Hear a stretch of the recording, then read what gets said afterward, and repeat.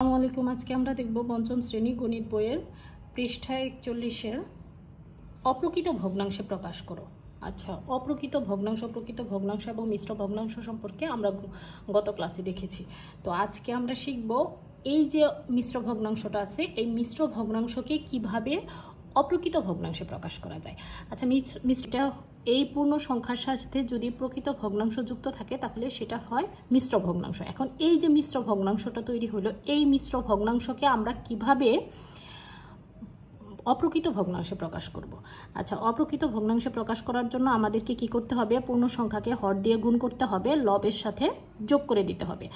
আচ্ছা, পূর্ণ সংখ্যা কত ছিল? 3। পূর্ণ সংখ্যার সাথে হর গুণ, লব যোগ।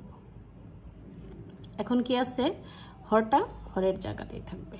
আচ্ছা, দেখেন 3 দুগুণে 6 যোগ 1 সমান 7/2 উত্তর।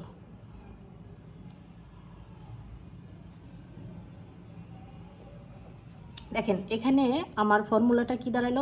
অপ্রকৃত ভগ্নাংশকে যখন মিশ্র ভগ্নাংশে প্রকাশ করব তাহলে এর জন্য আমার ফর্মুলা দাঁড়ালো হলো পূর্ণ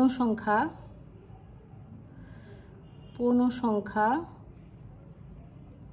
গুণন হর যোগ লব ডিভাইডেড হর। মিশ্র ভগ্নাংশ থেকে অপ্রকৃত ভগ্নাংশে প্রকাশ করার জন্য সূত্র। তো এই সূত্রটাও আমরা মনে রাখবো, তাহলে আমরা মিশ্র ভগ্নাংশ থেকে অপ্রকৃত ভগ্নাংশে প্রকাশ করতে পারবো। ধন্যবাদ।